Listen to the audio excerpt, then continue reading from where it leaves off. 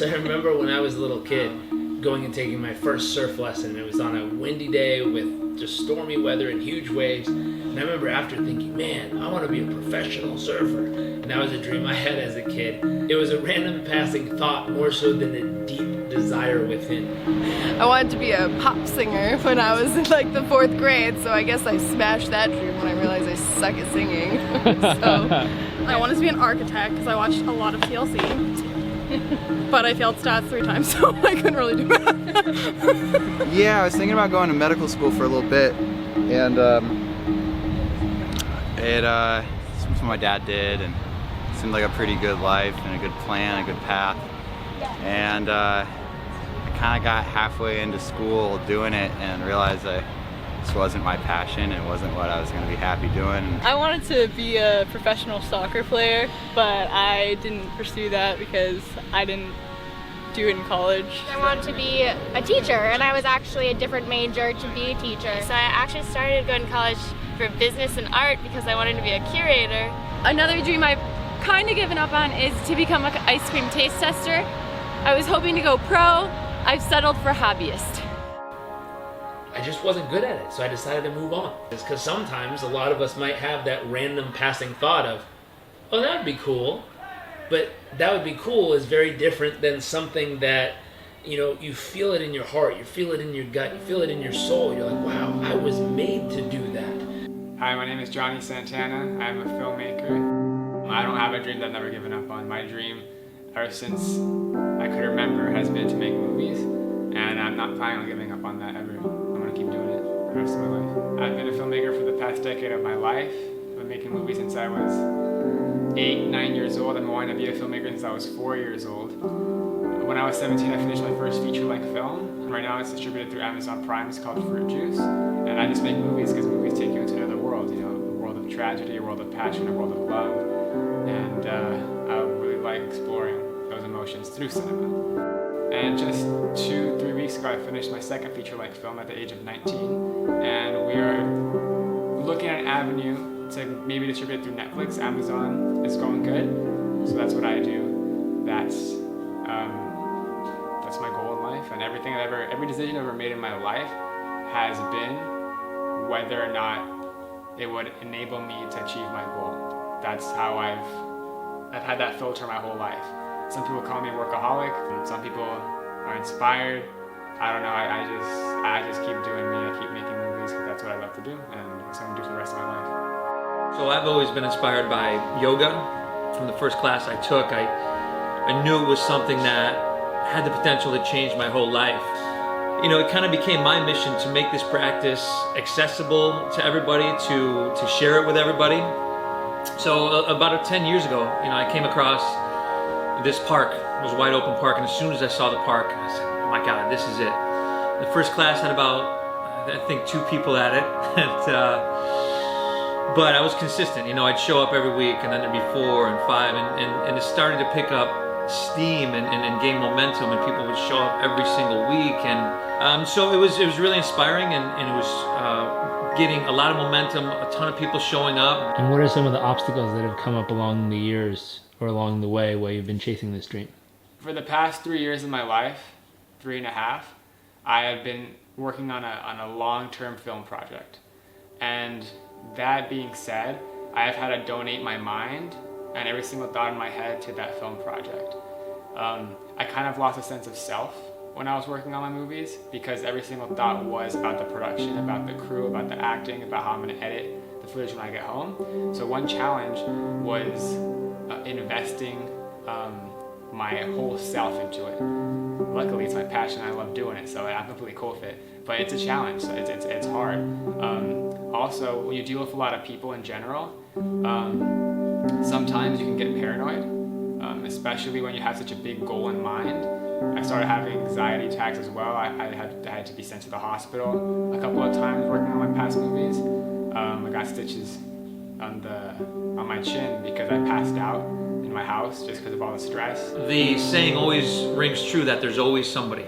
You know, there's always somebody. So this came as a couple of ladies that just kept complaining to the city, and to the point where the city felt like they had to do something, and eventually they did. You know, the city came out they would ticket me for having groups of over 49 people. As they did that, they would actually bring out police paddy wagons as if to kind of drive people away, and it was really odd. So when I was going through that, you know, there was a lot of sleepless nights, a lot of frustration. I would go down this avenue and this avenue, and I'd hit a brick wall every single time. And, you know, eventually it was like, well, do I just give up? Because this is not looking like it's going to happen. The vision and the long-term goal and the love of the hard work is what helps you get to the challenges. Also, just perspective in general. I mean, we're so lucky to be alive right now and on this planet. And just realizing that and grounding yourself with that fact makes everything beautiful. Whether it's walking in the park, walking down the beach, whether it's seeing a family member, whether it's making a movie. So I just like to have that perspective. I know earlier I was saying it was very challenging, and I don't want you to think that that's negative or that in some way it's negative to have challenges. It's completely a plus because it makes you a stronger person.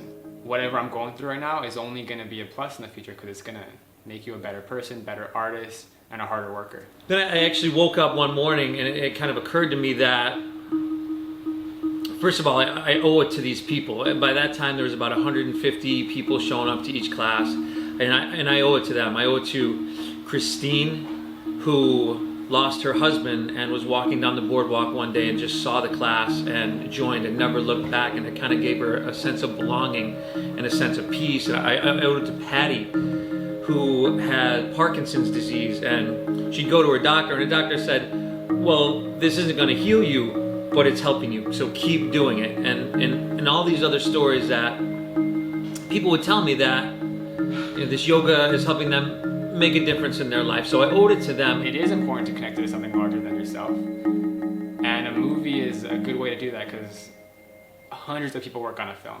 And if you lead that project, you're doing it for their work too, and their artistry, their passions, and their talent. Through going to court, and it actually shifted my perspective. Instead of looking at this like I was a victim, like this is being done to me and I'm going to have to shut everything down, I can't believe this, I kind of shifted my perspective and said, no, this is great, this is happening, because we are going to go to court and we are going to prove that it's all right, and they're never going to be able to mess with me again.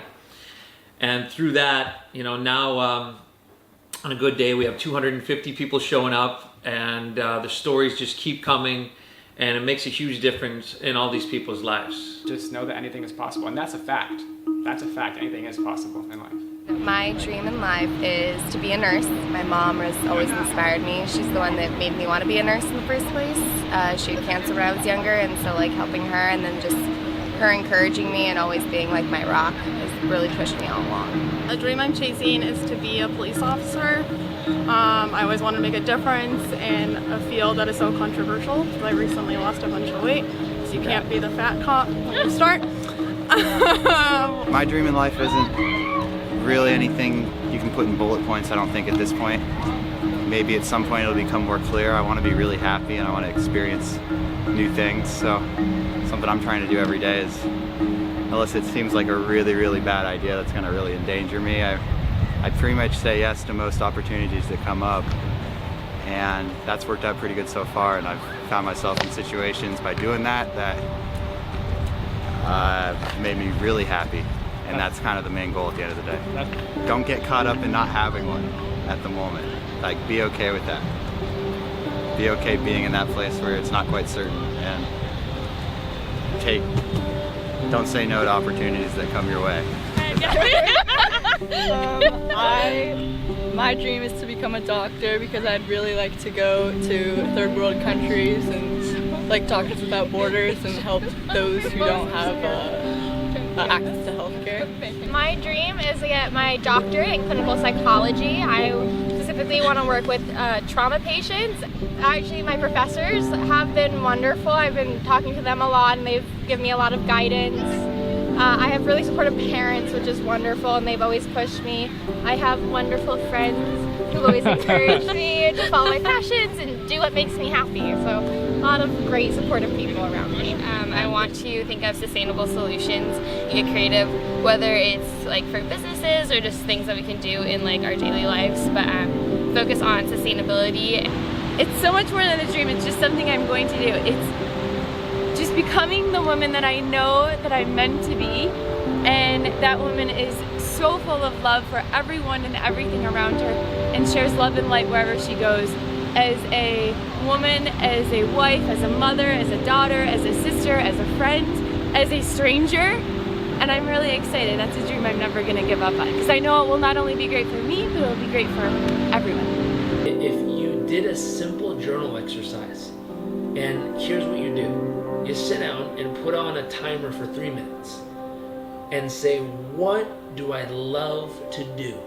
And for 3 minutes, write down every single thing you can think of that you just love to do. Take a minute, rest, stand up, clear your mind, set the timer for 3 minutes again. The second time, ask yourself the same question. Write down everything you can think of, but here's the only caveat. You can't write down anything on the first list. You have to come up with new things, other things, different things.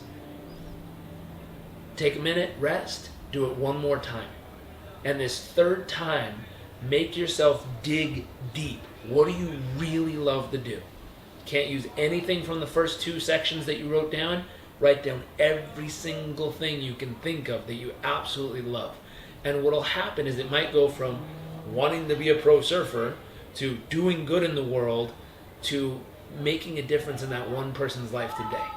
And it's like, wow, I found that deep, deep desire underneath the surface layers of something that really, truly matters to me. Now that is something worth going after. That's something worth not giving up on. That's something worth finding a way, making a way, designing a way, creating a way, doing whatever to make that come true.